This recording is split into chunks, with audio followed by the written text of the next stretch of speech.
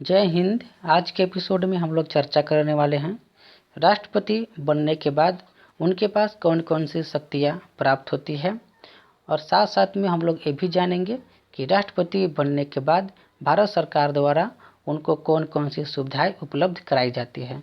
दोस्तों, हम लोग अगले वीडियो में जानने वाले हैं कि राष्ट्रपति का चुनाव किस प्रकार किया जाता है।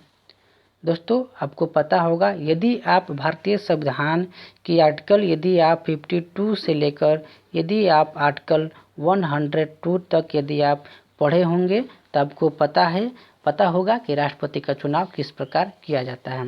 तो ये जो टॉपिक है हम लोग अगले वीडियो में जानेंगे कि राष्ट्रपति का चुनाव किस प्रकार किया जाता है। आज के टॉपिक में हम लोग इन्हीं दो बिंदुओं पर चर्चा करने वाले हैं कि राष्ट्रपति बनने के बाद उनके पास कौन कौन सी शक्तियाँ प्राप्त होती है, और राष्ट्रपति बनने के बाद भारत सरकार द्वारा उनको क्या क्या सुविधाएं दिया जाता है। तो दोस्तों, आपको पता है कि देश का सबसे बड़ा पद राष्ट्रपति का पद होता है। देश के सभी सेनाओं का प्रमुख राष्ट्रपति होते हैं, ये आपको सबको पता होगा। राष्ट्रपति भारत का प्रथम नागरिक होते हैं। राष्ट्रपति का चुनाव अभी फिलहाल पूरी हुई है और भारत का नया राष्ट्रपति 25 जुलाई को यानी कल मिलने वाली है। माननीय महामहिम श्रीमती द्रौपदी मुर्मू जी कल राष्ट्रपति पद पर आसीन होंगी। श्रीमती द्रौपदी मुर्मू जी देश के सर्वोच्च संवैधानिक पद पर आसीन होंगी। 16वें राष्ट्रपति चुनाव में श्रीमती द्रौपदी मुर्मू जी भारत की राष्ट्रपति चुनी गई है। हालांकि चुने गए राष्ट्रपति के क्रम में उनका स्थान 15वां है, क्योंकि डॉक्टर राजेंद्र प्रसाद 2 बार राष्ट्रपति पद के लिए चुने गए थे। तो दोस्तों, आज के एपिसोड में हम लोग इनके बारे में कुछ चर्चा कर लेते हैं।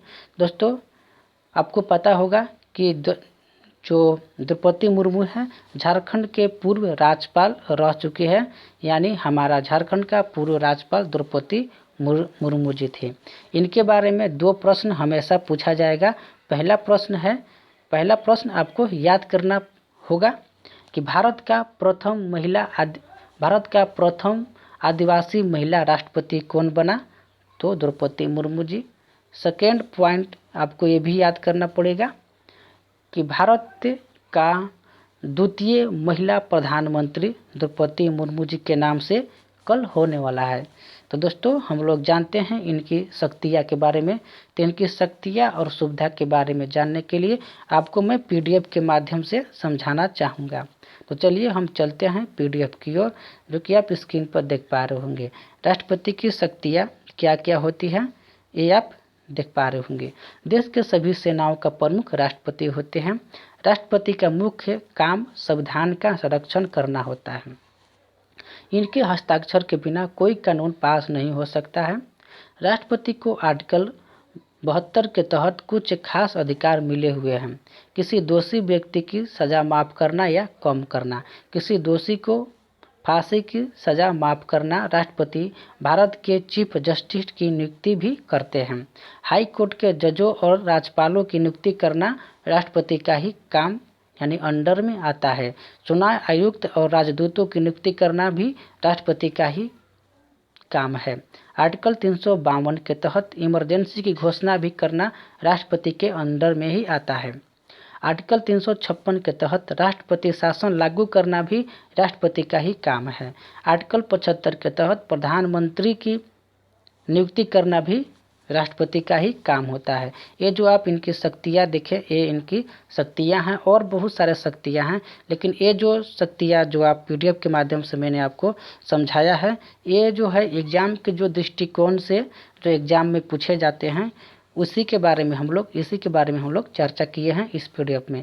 अब हम लोग जानते हैं सुविधा के बारे में, क्या क्या सुविधा मिलती है। हालांकि सुविधा इनको बहुत तरह से सुविधा मिलता है, लेकिन जो हम लोग को जानना चाहिए वो सुविधा है कि देखिए, उनको हर माह में 5 लाख रुपए हर महीना उनको सैलरी मिलता है।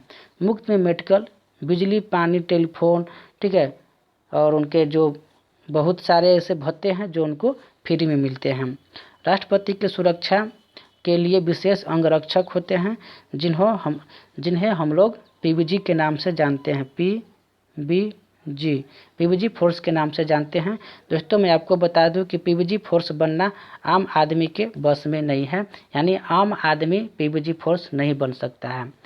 दोस्तों इसमें पीवीजी फोर्स बनने के लिए यदि आप एससी या एसटी या ओबीसी से यदि आप आते हैं तो इसमें आप फॉर्म अप्लाई नहीं कर सकते हैं। इसमें केवल जनरल लोग के 2-4 ऐसे जो जाति के लोग आते हैं उन लोग ही इसमें फॉर्म अप्लाई कर सकते हैं। हालांकि दोस्तों ये जो है कानून का उल्लंघन है, क्योंकि हम लोग कानून यानी संविधान में पढ़े थे आर्टिकल 14 में कि कानून के सामने सब बराबर है। 15 में पढ़े थे भाई किसी से भेदभाव नहीं करना है। 16 में पढ़े थे सरकारी नौकरी में सब कोई का अधिकार है। लेकिन जो पीवीजी फोर्स है इसमें तो हम लोग का अधिकार क्यों नहीं है, आप कमेंट करके ज़रूर बताइएगा कि क्यों नहीं है। आगे हम लोग जानते हैं अंगरक्षक की संख्या 86 होती है। ठीक है, राष्ट्रपति का शपथ को दिलाता है तो देश के जो चीफ जस्टिस होते हैं राष्ट्रपति का शपथ दिलाते हैं। और बहुत सारे इसमें प्रश्न जो कि मैं आपको इसमें टाइप कर दिया हूँ, आप इस वीडियो को पॉज करके पढ़ सकते हैं। ठीक है, मिलते हैं नेक्स्ट वीडियो में, तब तक के लिए इजाज़त दीजिए। जय हिंद।